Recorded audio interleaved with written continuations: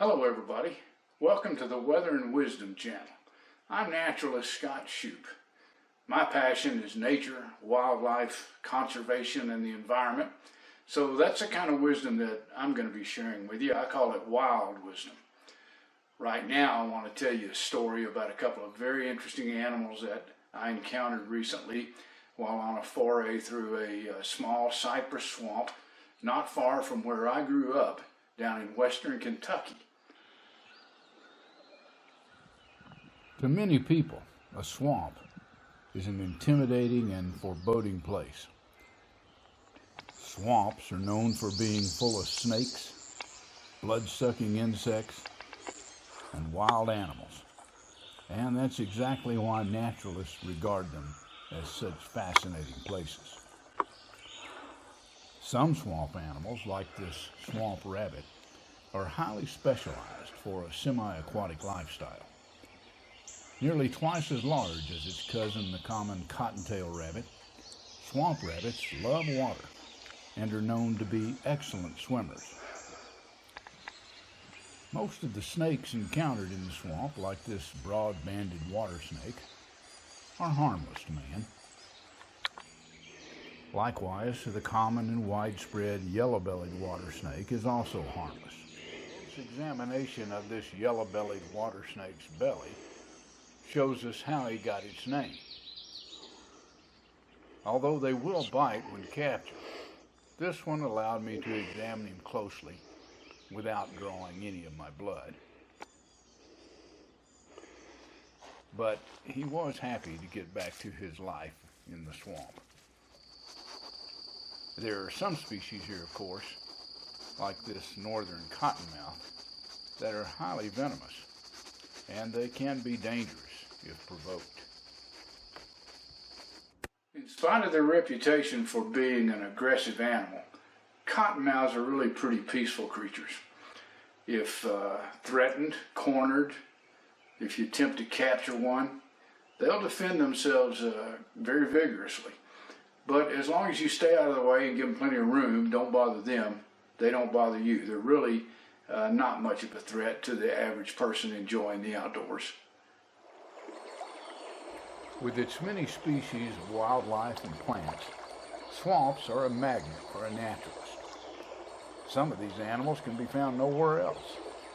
And the species I want to introduce you to next are two that most people have never heard of, much less seen alive and in the wild. First, meet the mud snake. It is a totally aquatic animal, very rarely seen because it lives among the tangle of roots and water plants amid the mud and the muck that constitute the ecosystem known as a swamp. Swamps are defined as a wetland area where the dominant plants are trees, and the dominant tree species present in the swamp give the swamp its name. The presence of these ancient bald cypress trees indicate that this is a cypress swamp, a favorite habitat of the mud snake. Few people will ever see this secretive snake, but those who do will be impressed. It has jet black shiny skin on the back and fire engine red bars on the side and on the belly. In nature, the color red is often a warning color that is possessed by venomous animals. But the mud snake's warning colors are a ruse. It is quite harmless to most animals. But that fact doesn't keep the mud snake from showing off his warning colors when threatened. And he usually does so by curling up the end of his tail while shyly hiding his head beneath his coils. Although quite harmless to most animals, there are some creatures that share his swampland habitat to whom the mud snake is a deadly enemy. This is the three-toed Amphiuma, a totally aquatic animal with legs so tiny they are useless and nearly invisible. It is very rare to see one on land since the three-toed Amphiuma lives in the water and only rarely ventures out, and then only on a dark, stormy night during a period of heavy rainfall. Although he looks like an eel and lives in the water, this is actually an amphibian. He is a species of salamander. Like the mud snake, he stays hidden beneath layers of dead and decaying vegetation in the shallow waters of the swamp. One of his favorite foods is the red swamp crayfish, another organism that is a common resident of the bald cypress swamps of the southern United States. To crush the hard shell of the crayfish requires significant strength and sharp, bony jaws. So the Amphiuma is a tough customer in his own right. In this short video clip, I've placed an Amphiuma onto a piece of white poster board. And if you look closely just behind the head and also near the tail, you can barely make out the tiny vestigial legs of this unique salamander. It's thought that the tiny limbs of the Amphiuma are an evolutionary adaptation that allows for easier burrowing through the organic substrate of the swamp, where he hunts for small animals like the crayfish. And the Amphiuma is actually a pretty ferocious predator in his own right. He has very powerful, very sharp jaws that he uses to crush the shells of crayfish. So now that I've introduced you to these two fascinating animals, I want to tell you the story of how I encountered not one, but both of them at the same time. While making my way through the swamp on an old roadbed, I found these two mortal enemies locked in life and death combat. As you can see from the video, the Amphiuma has the mud snake's head in his mouth, and the mud snake has a firm grip on the Amphiuma's lower jaw. The Amphiuma is nearly as large as the mud snake, and in this scenario, it appears that the mud snake may have literally bitten off more than he can chew. I watched this tug of war for fully 15 or 20 minutes, with no real indication of either animal getting the upper hand. Amphiumas have bony, sharp jaws and strong muscles. They regularly crush the shells of crayfish. I personally know one biologist who was bitten by an Amphiuma, and he told me that it took a plug out of his hand. At this point, I was getting bored with the stalemate and I moved on. But when I left, I was betting on the Amphiuma. It was probably an hour later when I returned to the area where the battle had taken place earlier. To my surprise, the mud snake was in the early stages of swallowing the now subdued Amphiuma. You can see from this photo that the prey is every bit as large in diameter as the mud snake. Somehow, the mud snake had managed to escape the jaws of the Amphiuma and ultimately to subdue it and to begin to swallow it whole. Okay, so it's really interesting to me that that mud snake was able to subdue and overpower and make a meal out of that large Amphiuma. So it's got me wondering, you know, for many years, herpetologists have wondered if a mud snake might possibly be mildly venomous. And the reason they've wondered that is because the mud snake belongs to a subfamily of snakes known as the rear-fanged snakes. And there's actually several groups of rear-fanged snakes. And they're called that because they have enlarged teeth in the rear of the jaw. And some of those rear-fanged snakes are known to possess venom glands.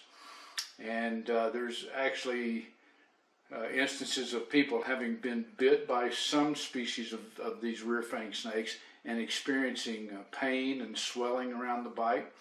There's even a couple of species in Africa, rear-fanged snakes, that have caused human fatalities. Now, the mud snake is widely regarded as a non-venomous snake, and all of the publications list it as a non-venomous snake. They are completely harmless to man. You can't even make one bite you. I've handled dozens of them. They just do not bite in defense. They only bite when they're attacking their prey. But the fact that that mud snake was able to overcome that big old Amphiuma just really got me to thinking. So I did a little research, and I couldn't find any evidence of any kind that the mud snake is in any way venomous.